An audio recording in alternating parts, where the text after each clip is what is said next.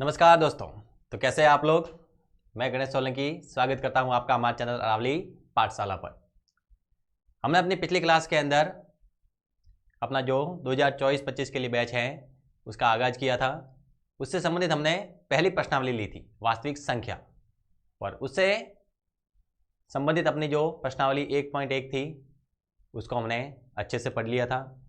LCM HCF से संबंधित जितने भी सवाल थे वो हमने अच्छे से कर लिए थे।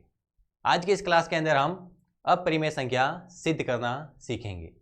किस प्रकार से किसी संख्या को अपरिमेय सिद्ध किया जा सकता है, उसके लिए हम जो विधि काम में लेते हैं विरोधाभास की विधि, उसको अच्छे से समझेंगे। उससे पहले अगर आपने हमारे चैनल अरावली पाठशाला को सब्सक्राइब नहीं किया है तो तुरंत जाकर उसको सब्सक्राइब करना है, बेल आइकन को भी दबा देना है, वीडियोज़ को अधिक से अधिक लाइक करना है, अधिक से अधिक शेयर करना है। और आपको अगर क्लास से संबंधित अगर नोट्स चाहिए तो हमारे जो टेलीग्राम का चैनल है उसकी लिंक डिस्क्रिप्शन में प्रोवाइड की गई है, वहाँ से जाकर आप हमारे टेलीग्राम चैनल को भी ज्वाइन कर सकते हैं। वहाँ आपको क्लास से संबंधित सारी अपडेट्स मिलेगी और साथ में ही आपको क्लास से संबंधित जो भी नोट्स होंगे वो वहाँ पर उपलब्ध रहेंगे। तो आपको जाकर टेलीग्राम चैनल को ज्वाइन करना है, अरावली पाठशाला जो यूट्यूब चैनल है उसको सब्सक्राइब करना है और वीडियोज़ को अधिक से अधिक लाइक करना है, अधिक से अधिक शेयर करना है। तो चलो स्टार्ट करते हैं आज अपनी क्लास, जिसके अंदर हम सीखेंगे कि अपरिमेय संख्या किस प्रकार से सिद्ध की जाती है। तो चलो स्टार्ट करते हैं अपनी क्लास।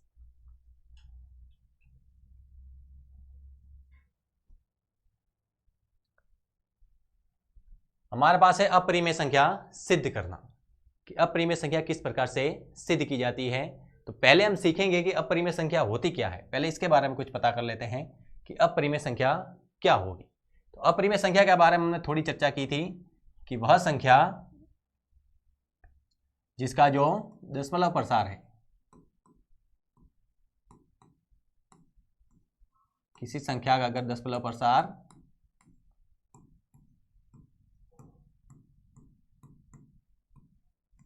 अशांत अनावृत है तब वो संख्या कैसी होती है, अपरिमेय संख्या होती है। और साथ में हम लिखते हैं कि वह संख्या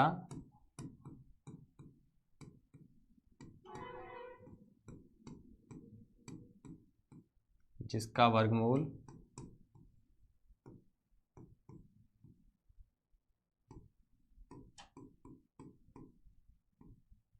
पूर्णांक 9, कि एक तो वो संख्या जिसका दशमलव प्रसार होता है अशांत अनावृत, और साथ में वह संख्या जिसका जो वर्गमूल होता है वो पूर्णांक नहीं होता, और वो पूर्णांक भी कैसा, धनात्मक पूर्णांक। जिसका जो वर्गमूल है वो धनात्मक पूर्णांक न हो उसे हम अपरिमेय संख्या कहते हैं। साथ में और हमने संख्या पढ़ी थी जैसे पाई, कौन सी, पाई, ये भी कैसे होती है, अपरिमेय संख्या।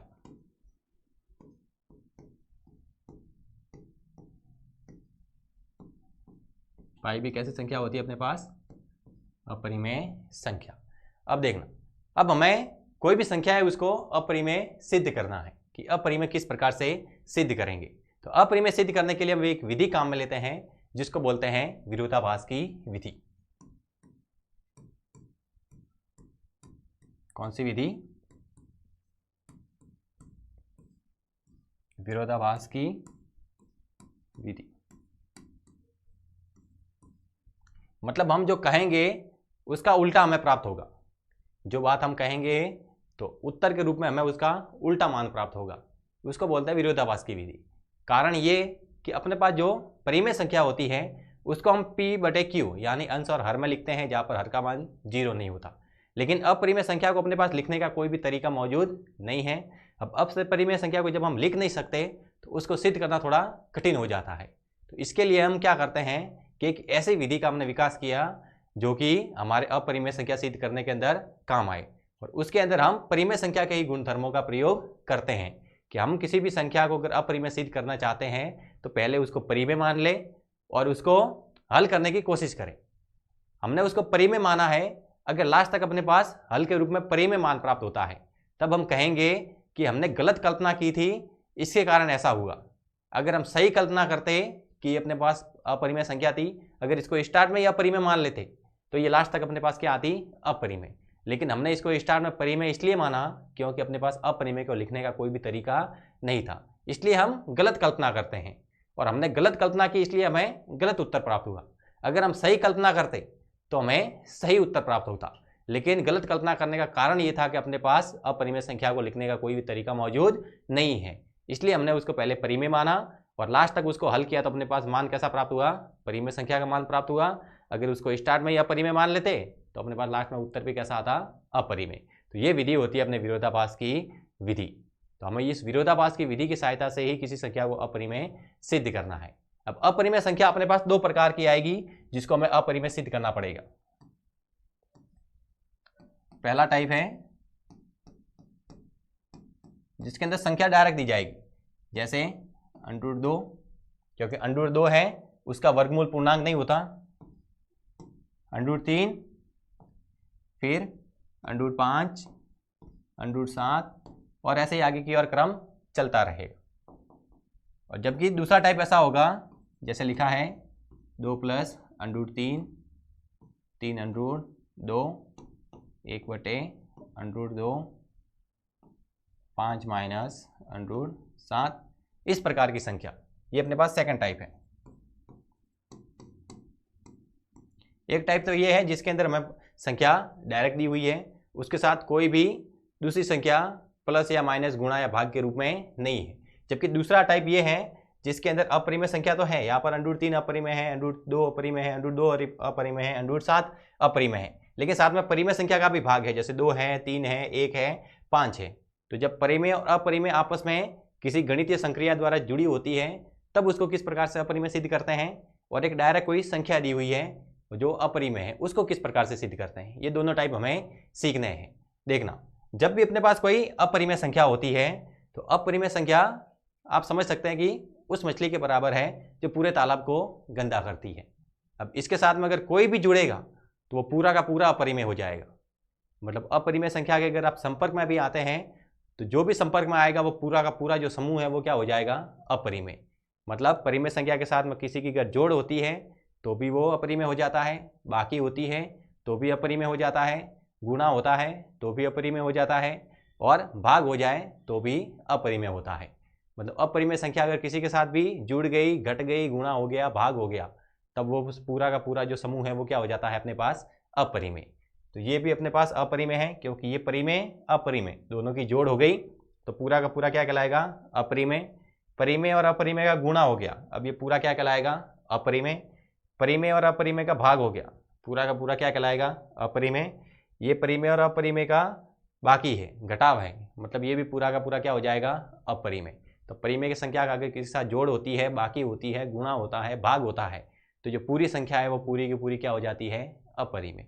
अब हम कुछ संख्या लेंगे और उनको अपरिमेय सिद्ध करेंगे ताकि हम अच्छे से विरोधाभास की विधि को सीख सके। अपने पास सवाल है कि सिद्ध कीजिए कि √2 एक अपरिमेय संख्या है। √2 को हमें अपरिमेय सिद्ध करना है। √2 जो संख्या है उसको क्या सिद्ध करना है, अपरिमेय। तो विरोधाभास की विधि हम यूज करेंगे और सबसे पहले लिखेंगे कि माना √2, माना कि √2 एक परिमेय संख्या है।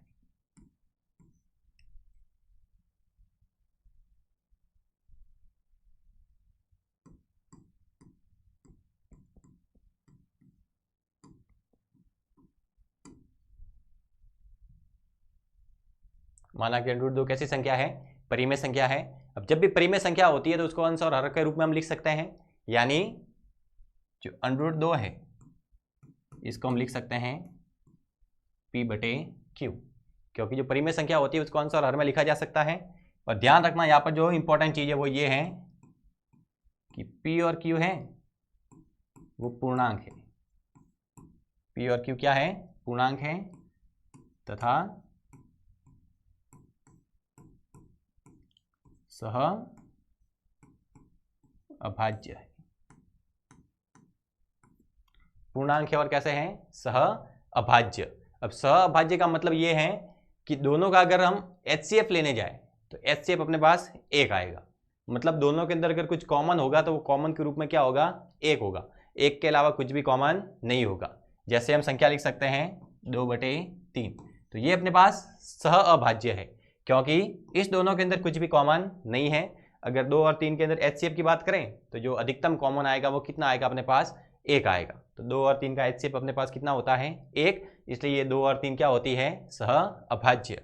जबकि अगर हम ऐसा लिखें कि 4/2, तो दोनों के अंदर कॉमन के रूप में 2 आ रहा है, कॉमन के रूप में कितना आ रहा है, 2, मतलब ये सह अभाज्य नहीं है। मतलब हमने जो ये संख्या लिखी है P और Q, इन दोनों के अंदर कुछ भी कॉमन नहीं है। P और Q के अंदर कुछ कॉमन भी अगर लेना है तो अधिकतम कितना कॉमन आ सकता है, 1 आएगा। 1 के अलावा दोनों के अंदर कुछ भी उभयनिष्ठ गुणनखंड नहीं है, इसलिए इसको हमने बोला है सह अभाज्य। अब यहां से हम क्या लिख सकते हैं कि जो अंडर Q है, जो P/Q है, तो इस Q का गुणा √2 के साथ होगा। Q भाग में है, उधर जाएगा तो गुणा हो जाएगा, तो हो जाएगा P बराबर √2Q। P बराबर क्या हो गया, √2Q। अब हमें यहाँ से अंडर हटाना है, अंडर क्या करना है, हटाना है। तो दोनों पक्षों का क्या करना पड़ेगा, वर्ग करना पड़ेगा।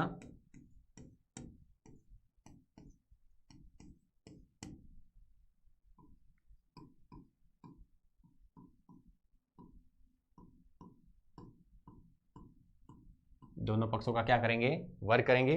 अब जैसे ही दोनों पक्षों का वर्ग करेंगे अपने पास हो जाएगा ये P का स्क्वायर और ये हो जाएगा √2Q का स्क्वायर। तो ये आ गया अपने पास P स्क्वायर और ये आ गया अपने पास 2Q स्क्वायर, क्योंकि √2 का स्क्वायर करेंगे तो 2 आ जाएगा, Q का स्क्वायर करेंगे तो Q स्क्वायर आ जाएगा। अब देखना 2 इधर गुणा में है, बराबर के उधर जाएगा तो हो जाएगा भाग में, तो हो जाएगा P²/2 बराबर Q स्क्वायर। अब देखना बीच में इक्वल का निशान है, मतलब ये बराबर हो रहा है कि जब भी हम P² के अंदर 2 का भाग दे रहे हैं तो अपने पास वैल्यू क्या आ रही है, Q स्क्वायर, मतलब मान बदल रहा है। P² के अंदर 2 का भाग दिया और अपने पास वैल्यू क्या आई, Q स्क्वायर, मतलब दूसरा मान आ गया। अब दूसरा मान कब आता है, जब हम 10 के अंदर 2 का भाग देते तो अपने पास 5 कब आता है, जब 10 के अंदर 2 का भाग जाता है। तो यह बात तो यही हुई कि 2 का P² के अंदर भाग जा रहा है तभी तो दूसरा मान आया, अगर भाग ही नहीं जाता तो दूसरा मान नहीं आता, ये का यही रहता।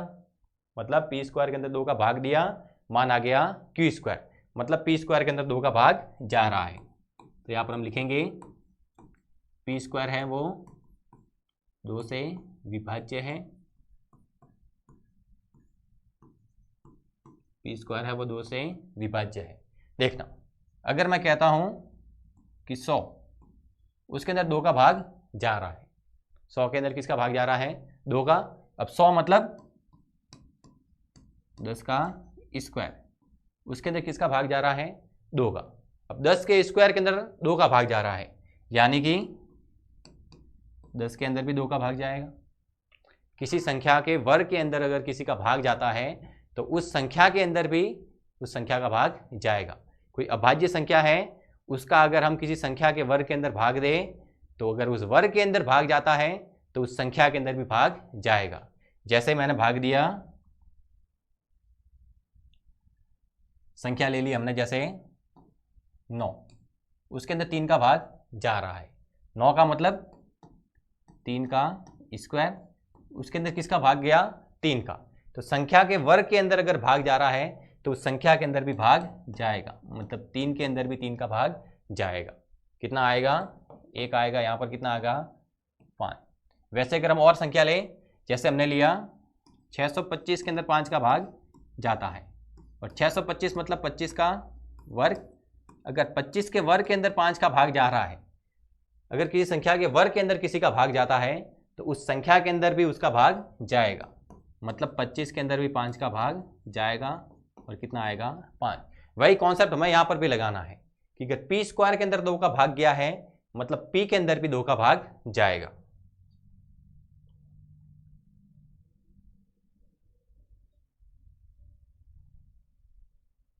तो यहाँ पर हम लिख सकते हैं कि P² 2 से विभाज्य है, अतः P भी 2 से विभाज्य होगा। मतलब P के अंदर भी किसका भाग जाएगा, 2 का। अब P के अंदर 2 का भाग जाएगा, जैसे हमने कहा था 10 के स्क्वायर के अंदर 2 का भाग गया, मतलब 10 के अंदर भी 2 का भाग जाएगा। अब 10 के अंदर 2 का भाग क्यों गया? क्योंकि जब हम 10 को लिखते हैं तो ये आता है अपने पास 2 गुणा 5 और बटे में 2, मतलब दोनों के अंदर जो नीचे वाली संख्या है वो ऊपर वाली में मौजूद है। जिस संख्या का हम भाग दे रहे थे वो संख्या ऊपर भी मौजूद है, तभी भाग जा रहा है, नहीं तो कभी भी भाग जाने वाला नहीं है। यानी पी स्क्वायर के अंदर 2 का भाग गया, मतलब पी के अंदर भी 2 का भाग जाएगा। और 2 का भाग क्यों जा रहा है? क्योंकि पी के अंदर 2 वाली कोई ना कोई संख्या मौजूद है। जैसे यहाँ पर 10 के स्क्वायर के अंदर 2 का भाग गया था, तो हमने कहा 10 के अंदर भी 2 का भाग जाएगा। अब 10 के अंदर 2 का भाग क्यों गया?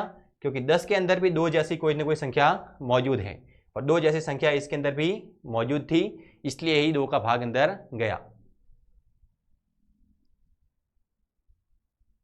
तब हम कहेंगे कि P के अंदर कोई ना कोई 2 वाली संख्या जरूर मौजूद है।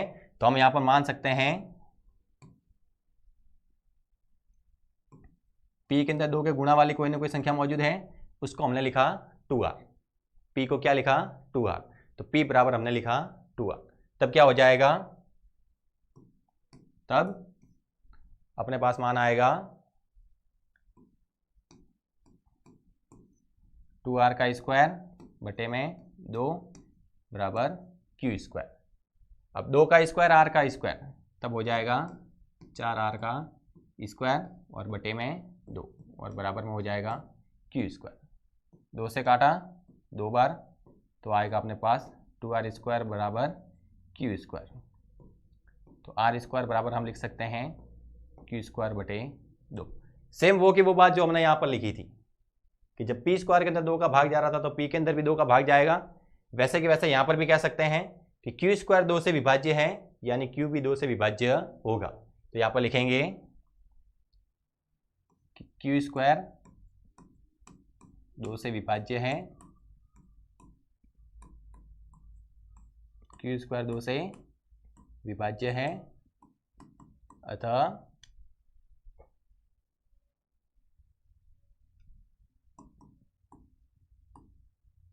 q भी 2 से विभाज्य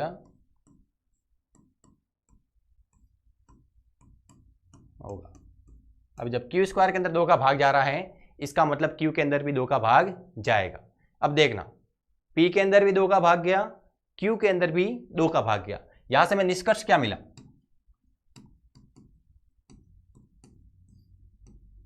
यहां से हमें निष्कर्ष क्या मिला? यहां से निष्कर्ष ये मिला कि p और q, हमने पहले कहा था कि सह अभाज्य है, यानी दोनों के अंदर कुछ भी कॉमन नहीं है।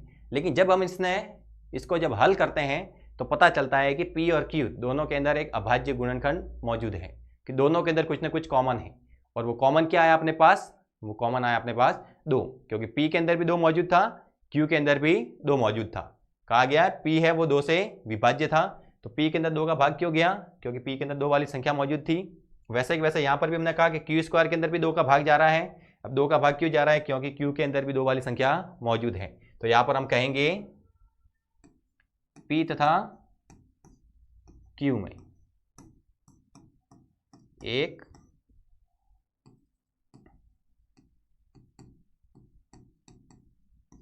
उभयनिष्ठ गुणनखंड 2 मौजूद है या फिर 2 स्थित है।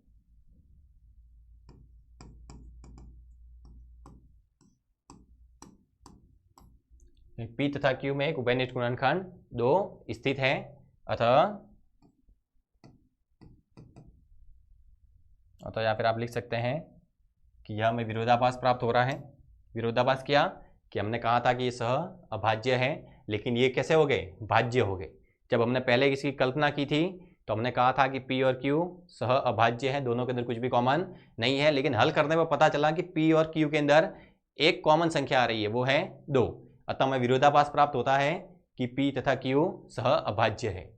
तो कहेंगे P तथा Q में एक उभयनिष्ठ गुणनखंड 2 स्थित है, अतः P व Q सह अभाज्य नहीं है। P और Q है वह सह अभाज्य नहीं है, अतः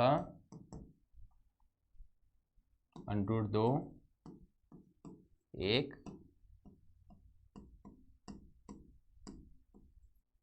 अपरिमेय संख्या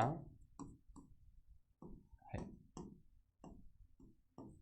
तो हम कह सकते हैं कि जो √2 है वो अपने पास अपरिमेय संख्या है। सिद्ध करने का तरीका सब जगह यही है कि जिस संख्या को आपको अपरिमेय सिद्ध करना है उसका पहले किसी परिमेय के बराबर मान लीजिए। अब परिमेय माना है तो उसको P तथा Q के रूप में लिख सकते हैं, P बटा Q के रूप में लिखेंगे, जहां पर P और Q क्या होंगे, पूर्णांक और सह अभाज्य। फिर उसको जब हल करते हैं तो पता चलता है कि दोनों के अंदर कुछ ना कुछ कॉमन आ रहा है। अब जैसे हमने √2 को हल किया था तो अपने पास जो कॉमन आया वो कितना आया, 2, कि P के अंदर भी 2 मौजूद था, Q के अंदर भी 2 मौजूद था। तो हमने कहा कि P तथा Q में एक उभयनिष्ठ गुणनखंड 2 स्थित है, अतः P तथा Q सह अभाज्य नहीं है। अतः हम कह सकते हैं कि √2 एक अपरिमेय संख्या है। इस प्रकार से हम अपरिमेय संख्या सिद्ध कर सकते हैं। आप चाहे तो यहाँ पर यह भी लिख सकते हैं कि आपने यहाँ पर लिखा है डायरेक्ट कि √2 एक अपरिमेय संख्या है। आप चाहे तो यहाँ पर यह भी लिख सकते हैं कि यह सहअभाज्य नहीं है, अतः यह परिमेय संख्या होगी। और यह विरोधाभास हमें अपनी गलत कल्पना के कारण प्राप्त हुआ कि √2 एक परिमेय संख्या है। ये हमने गलत कल्पना की थी इसलिए गलत आया, अतः हम कहेंगे कि √2 क्या है, एक अपरिमेय संख्या। हमने गलत कल्पना की इसलिए गलत उत्तर प्राप्त हुआ। अगर सही कल्पना करते तो उत्तर कैसा प्राप्त होता, सही प्राप्त होता। उसकी अपेक्षा यह सही रहेगा कि आप डायरेक्ट यहाँ से निष्कर्ष लिखें कि P तथा Q में एक उभयनिष्ठ गुणनखंड 2 स्थित है, अतः P व Q सहअभाज्य नहीं है, अतः √2 एक अपरिमेय संख्या है। क्योंकि अगर परिमेय होती तो ये सहअभाज्य होने चाहिए थे। अब ये सहअभाज्य नहीं है, मतलब कैसी है, अपरिमेय। जब परिमेय थे तो दोनों कैसे होने चाहिए थे, सहअभाज्य। अब सहअभाज्य नहीं है मतलब कैसे हैं, अपरिमेय। अगला है कि √3 एक अपरिमेय संख्या है। सवाल सेम होगा, वो केवल √2 की जगह कितना लिखना है, √3। वापस हल करेंगे। माना √3 एक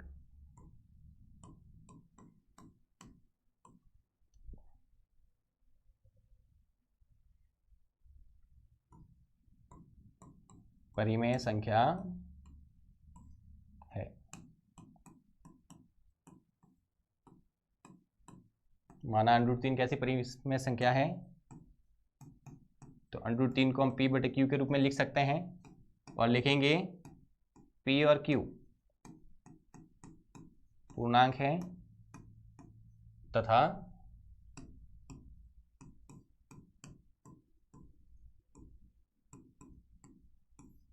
सहअभाज्य है। कि P और Q है वो क्या है, पूर्णांक है तथा सहअभाज्य, मतलब दोनों का HCF कितना आएगा, 1 आएगा।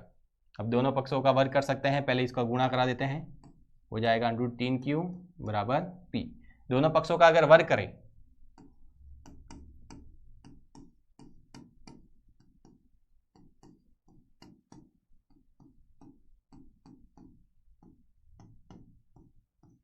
दोनों पक्षों का वर्ग करने पर तो क्या हो जाएगा, √3Q का स्क्वायर बराबर में P का स्क्वायर।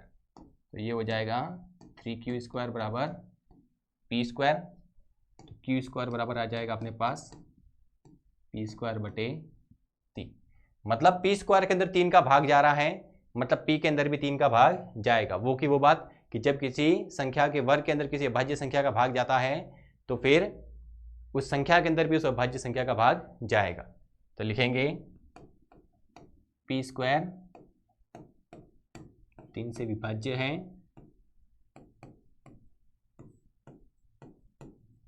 अतः P भी 3 से विभाज्य होगा। कि जो P स्क्वायर है वो 3 से विभाज्य है, इसका मतलब जो P है वो भी 3 से विभाज्य होगा। अब 3 से विभाज्य है मतलब 3 के गुणा वाली कोई ना कोई संख्या इसके अंदर मौजूद है। तो हम यहाँ पर लिख सकते हैं P बराबर 3R मानने पर। P की जगह क्या मानेंगे, 3R। तो अपने पास हो जाएगा Q स्क्वायर बराबर 3R का स्क्वायर बटे में 3। Q स्क्वायर बराबर हो जाए 3 का स्क्वायर 9, R स्क्वायर बटे 3। 3 से काटा 3 बार तो क्यू स्क्वायर बराबर आ जाएगा 3r स्क्वायर। 3 गुणा में उधर जाएगा तो भाग में, तो हो जाएगा क्यू स्क्वायर बटे 3 बराबर आर स्क्वायर। वापस वो की वो बात कि क्यू स्क्वायर 3 से विभाज्य है, क्यू स्क्वायर 3 से विभाज्य है, अतः क्यू भी 3 से विभाज्य होगा। अब यहां से हम निष्कर्ष क्या लिख सकते हैं? यहां से निष्कर्ष लिख सकते हैं कि P तथा Q में एक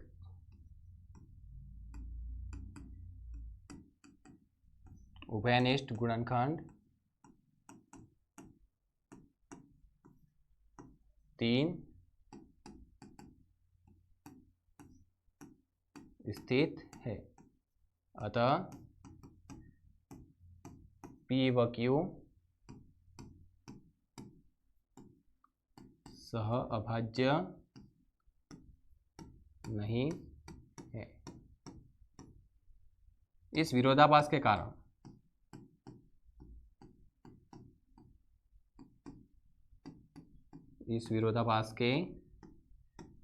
कारण जो √3 है एक अपरिमेय संख्या होगी। इस विरोधाभास के कारण √3 एक अपरिमेय संख्या होगी।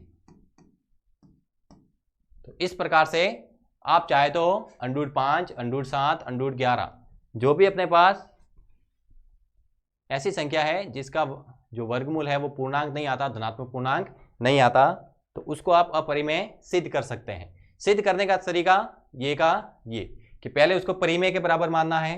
अब परिमेय के बराबर है तो उसको P बटे Q के रूप में रख सकते हैं। अब P बटे Q में रखेंगे तो √ के बराबर कोई मान आएगा, दोनों पक्षों का वर्ग करेंगे, √ हटेगा, संख्या के अंदर अभाज्य संख्या का भाग जाएगा। हम कहेंगे कि जो संख्या का वर्ग है वो अभाज्य संख्या द्वारा विभाजित है, तो वो संख्या है वो भी अभाज्य संख्या द्वारा विभाजित होगी। तो उस अभाज्य संख्या के गुणा के बराबर ही कोई ना कोई संख्या हम दूसरी लेंगे और उसका मान उसके अंदर स्थानांतरित करेंगे। हल करेंगे तो वापस पता चलेगा कि उसका जो हर वाला भाग था उसके अंदर भी उस अभाज्य संख्या का भाग जाता है। तो वहां से हम ये निष्कर्ष निकालेंगे कि जो अंश और हर दोनों जो मान थे उसके अंदर एक उभयनिष्ठ गुणनखंड प्राप्त हो रहा है। और जैसे ही उभयनिष्ठ गुणनखंड आएगा हम कहेंगे कि यहाँ पर हमें विरोधाभास मिल रहा है, क्योंकि हमने कल्पना की थी उसके अंदर हमने लिखा था कि दोनों सह अभाज्य हैं, लेकिन दोनों सह अभाज्य नहीं है, दोनों के अंदर कुछ ना कुछ कॉमन आ रहा है। तो ये अपने को विरोधाभास प्राप्त हो गया। इसका मतलब जो संख्या हमने परिमेय मानी थी वो भी उसकी उल्टी हो जाएगी, परिमेय का क्या हो जाएगा? अपरिमेय। तो इस प्रकार से हम किसी भी संख्या का अपरिमेयकरण सिद्ध करते हैं। अगला अपने पास दूसरा टाइप है।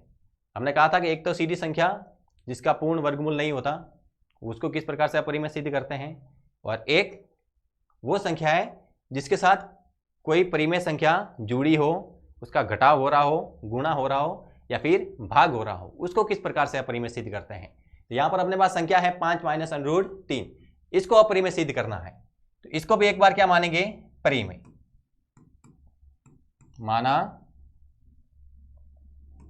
5 - √3 एक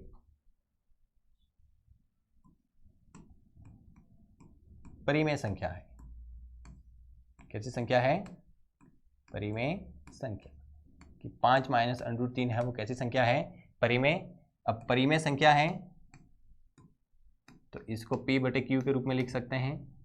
वापस लिखना है P और Q क्या है? पूर्णांक है। P और Q क्या है? पूर्णांक है तथा सहअभाज्य है, कि पूर्णांक है तथा सह अभाज्य है। अब माइनस का √3 है, अगर इसको बराबर के इधर लेके आए तो प्लस का हो जाएगा, तो अपने पास आएगा 5 बराबर P बटे Q प्लस का √3। 3, और p बटे क्यू प्लस का है, बराबर के उधर जाएगा तो माइनस का हो जाएगा, तो आएगा 5 माइनस p बटे क्यू बराबर अंडर 3। देखना 5 है वो अपने पास पूर्णांक है, p है वो भी पूर्णांक है, q है वो भी पूर्णांक है, तो हम लिखेंगे 5 p व q, 5 p व q लिखेंगे संख्या 5 p व q पूर्णांक है, 5 भी पूर्णांक है, p भी पूर्णांक है, q भी पूर्णांक है। p और q के बारे में हमने लिखा है कि p और q क्या है, पूर्णांक है, 5 भी क्या हो गया, पूर्णांक। अब पूर्णांक मतलब पूरी संख्या, जैसे हम मान सकते हैं 5, उसके अंदर से अगर हम कोई दूसरा पूर्णांक घटाएं, पूर्णांक में से क्या घटाएं, पूर्णांक, जैसे 5 में से क्या घटा दिया, 2, ये भी पूर्णांक है, उसके अंदर से हम क्या घटा रहे हैं, पूर्णांक घटा रहे हैं, तो भी अपने पास मान कैसा प्राप्त होगा, पूर्णांक। अब पूर्णांक है मतलब परिमेय है, पूर्णांक है मतलब क्या है, परिमेय है, तो पूर्णांक की जगह हम लिख सकते हैं परिमेय। दूसरा पूर्णांक कुछ घटा रहे हैं या फिर अंश या हर वाली कोई संख्या है तो उसको घटा रहे हैं, तो परिमेय में से क्या घटाया हमने, परिमेय, तो मान भी अपने पास क्या आया, परिमेय। यानी ध्यान रखना है कि जब भी किसी परिमेय संख्या के अंदर किसी परिमेय संख्या को घटाते हैं तो हमेशा परिमेय संख्या प्राप्त होती है, या फिर कहे कि पूर्णांक में से किसी पूर्णांक को घटाएं तो अपने पास परिमेय संख्या प्राप्त होती है या फिर पूर्णांक प्राप्त होता है, या फिर हम कहें कि पूर्णांक में से कोई परिमेय संख्या घटाएं तो अपने पास परिमेय संख्या ही आती है। देखना 5 अपने पास पूर्णांक है, p भी पूर्णांक है, q भी पूर्णांक है, मतलब ये पूरा का पूरा मान है वो भी क्या आ जाएगा, पूर्णांक आएगा, पूरा क्या आएगा, पूर्णांक, या फिर कहे कि पूरा का पूरा क्या है, परिमेय। पूर्णांक है मतलब परिमेय संख्या है, और p बटे q ये तो परिमेय होती है, परिमेय में से किसी परिमेय संख्या को अगर घटा दे तो अपने पास जो हल प्राप्त होता है वो भी परिमेय आता है। तो कहेंगे संख्या 5 p व q पूर्णांक है, अतः 5 माइनस p बटे q एक परिमेय संख्या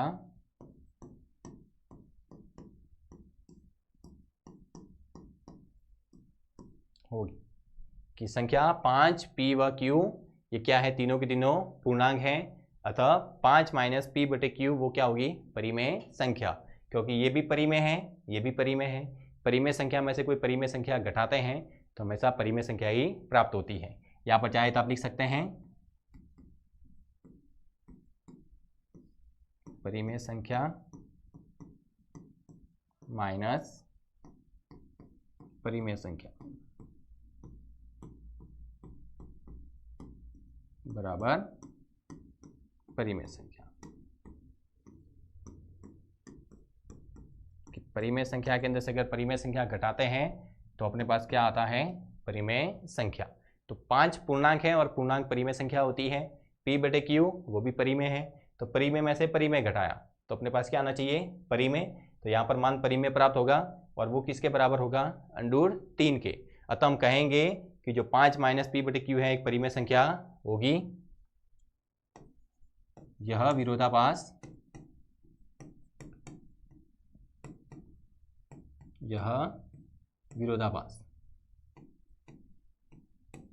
हमें अपनी गलत कल्पना के कारण प्राप्त हुआ। गलत कल्पना की थी कि यह परिमेय संख्या है इसलिए यह परिमेय संख्या आ रही है। यह विरोधाभास हमें अपनी गलत कल्पना के कारण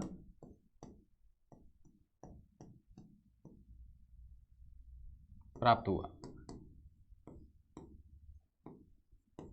यह विरोधाभास हमें अपनी गलत कल्पना के कारण प्राप्त हुआ। अतः 5 माइनस अंडर 3 एक अपरिमेय संख्या होगी। अतः 5 माइनस अंडर 3 कैसी संख्या होगी, परिमेय। तो जब भी ऐसा कोई जोड़ बाकी गुणा भाग वाला सवाल आता है तो हमको क्या करना है, जो अंडर रूट वाला मान है उसको बराबर के एक तरफ रखना है, बाकी सबको भेज देना है बराबर के दूसरी तरफ। जैसे ही आप उसको बराबर के दूसरी तरफ भेजोगे, जो बराबर के दूसरी तरफ वाला मान है वो पूरा का पूरा पूर्णांक के रूप में लिखा जाएगा, और वो पूरा का पूरा जो पूर्णांक वाला भाग है वो पूरा का पूरा क्या कहलाएगा, परिमेय। इसका मतलब कि जो अंडर रूट वाला मान है वो परिमेय के बराबर आ रहा है, यानी अंडर रूट वाला मान है वो परिमेय संख्या हो जाएगी। और परिमेय संख्या क्यों आई, क्योंकि हमने उसकी गलत कल्पना की थी कि ये परिमेय है। अगर हमने सही कल्पना की होती तो सही मान प्राप्त होता, तो हम कहेंगे कि हमने गलत कल्पना की थी, इसके कारण ये परिमेय आ रही है, अतः हम कहेंगे कि ये संख्या कैसी है, अपरिमेय।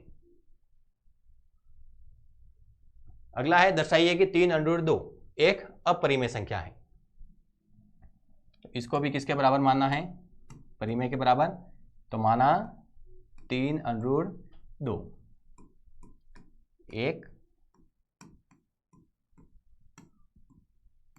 परिमेय संख्या है।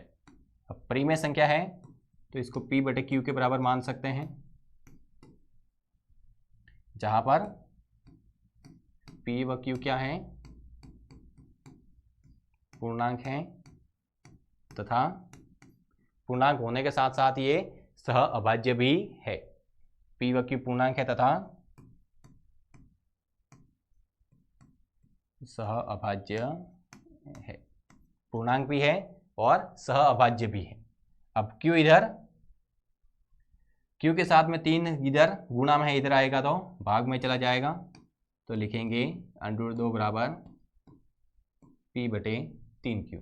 अंडर रूट वाला मान है वो रख दिया हमने बराबर के एक तरफ, बाकी सारा का सारा मान लेके आए दूसरी तरफ। देखना यहाँ पर P भी पूर्णांक है, Q भी पूर्णांक है, 3 भी पूर्णांक है, मतलब ये P बटे 3Q ये परिमेय संख्या होगी कि नहीं होगी, ये भी परिमेय, ये भी पूर्णांक, ये भी पूर्णांक, ये भी पूर्णांक, मतलब पूर्णांक के बटे में हमने क्या लिखे हैं, पूर्णांक। जब दो पूर्णांकों को बटा में लिखा जाता है तो वो परिमेय संख्या होती है, क्योंकि पूर्णांक वैसे भी अपने क्या होता है, परिमेय। तो ये पूरा का पूरा मान अपने क्या आ गया, परिमेय। और ये किसके बराबर है, अंडर रूट 2 के बराबर, मतलब अंडर रूट 2 भी क्या हो गया, परिमेय। और ऐसा क्यों आया, क्योंकि हमने गलत कल्पना की है, अगर सही कल्पना करते तो सही मान आता, अतः हम कहेंगे कि जो 3 अंडर रूट 2 है वो अपरिमेय संख्या है। लिखेंगे P Q व 3 पूर्णांक है,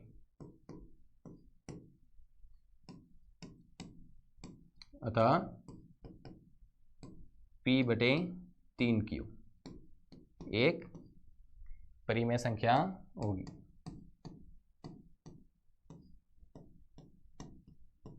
P बटे 3Q क्या होगी, परिमेय संख्या होगी, अतः अंडर रूट 2 भी परिमेय संख्या होगी।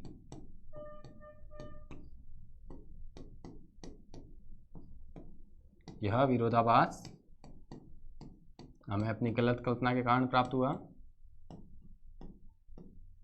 यह विरोधाभास हमें अपनी गलत कल्पना के कारण प्राप्त हुआ। अतः 3 अंडर रूट 2 एक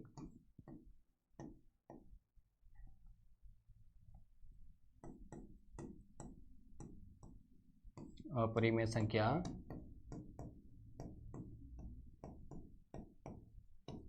होगी। अतः जो 3 अंडर रूट 2 है उसको हम क्या कहेंगे, अपरिमेय संख्या। तो हमने पहले उसको परिमेय माना, परिमेय माना तो उसको P बटे Q के रूप में लिख सकते हैं, P भी पूर्णांक Q भी पूर्णांक। अब 3 आगे गुणा में था, इधर भेजा तो भाग में, तो संख्या होगी P बटे 3Q। P भी पूर्णांक है, 3Q भी पूर्णांक है, मतलब पूर्णांक के बटे में क्या लिखा है, पूर्णांक। और जब भी पूर्णांक के बटे में पूर्णांक लिखा जाए, पूर्णांक के बटे में क्या लिखे, पूर्णांक, तो वो अपने पास परिमेय संख्या होती है। पूर्णांक के बटे में पूर्णांक लिखेंगे तो वो क्या आएगा, परिमेय संख्या। अतः ये वाली जो संख्या थी वो क्या है, परिमेय है। और ये अंडर रूट 2 के बराबर है, मतलब अंडर रूट 2 भी क्या हो गया, परिमेय। और परिमेय क्यों आया, क्योंकि हमने गलत कल्पना की थी। तो ये विरोधाभास हमें अपनी गलत कल्पना के कारण प्राप्त हुआ, अतः हम कहेंगे कि 3√2 एक अपरिमेय संख्या है। तो इस प्रकार से अपने प्रश्नावली से संबंधित जो भी अपने एग्जाम्पल थे और अपरिमेय संख्या सिद्ध करने का जो भी कॉन्सेप्ट था, जो भी विरोधाभास की विधि थी, आज हमने उसको अच्छे से सीख लिया है। अब कल हम अपनी इस क्लास के अंदर जितने भी हमने एक्सरसाइज के क्वेश्चन है जिसके अंदर हमें अपरिमेय सिद्ध करना है, वो सारे के सारे सवाल हम हल करेंगे। तब तक के लिए धन्यवाद। और वीडियोस को अधिक से अधिक लाइक जरूर करें, अधिक से अधिक शेयर जरूर करें और हमारे चैनल अरावली पाठशाला को सब्सक्राइब जरूर करें। धन्यवाद।